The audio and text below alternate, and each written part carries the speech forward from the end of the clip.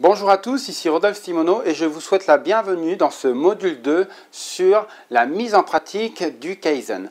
Alors, dans ce cours numéro 2, nous allons regarder plus en détail ce qu'on appelle la roue de Deming et la première étape de la roue de Deming qui est le P, donc du PDCA, le plan. Alors, la première étape de la roue de Deming, le P, donc c'est le processus de planification, plan pour planification évidemment. Donc qu'est-ce qu'on entend dans cette étape de planification? Quatre éléments bien importants. Le premier élément, ça va être de définir le but premier du projet, de définir clairement l'attendu principal du projet, c'est-à-dire la raison pour laquelle on va dire que le projet a été réussi ou pas. La raison unique ou en tout cas la raison principale. On va essayer dans la mesure du possible de l'exprimer en termes factuels. Un pourcentage par rapport à une situation existante, une conformité à un règlement, etc., etc. Donc quelque chose de clair, de bien identifiable sur le résultat. Deuxième élément que l'on retrouve dans cette première étape de planification, c'est d'expliquer le contexte, de clarifier le contexte, l'importance et l'urgence de l'objectif principal qu'on a défini juste avant.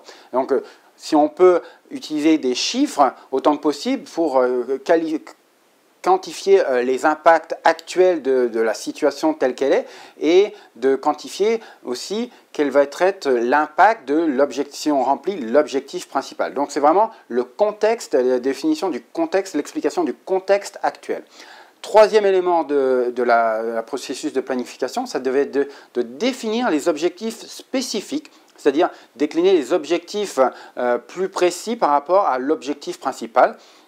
Et donc, encore une fois, avoir des objectifs le plus factuels possible, le plus chiffrés possible en termes de délai, en termes d'impact financier que va avoir la réalisation de l'objectif principal. Donc, ce genre d'objectifs secondaires ou objectifs spécifiques par rapport à la mission principale du projet d'amélioration que l'on cible avec ce processus.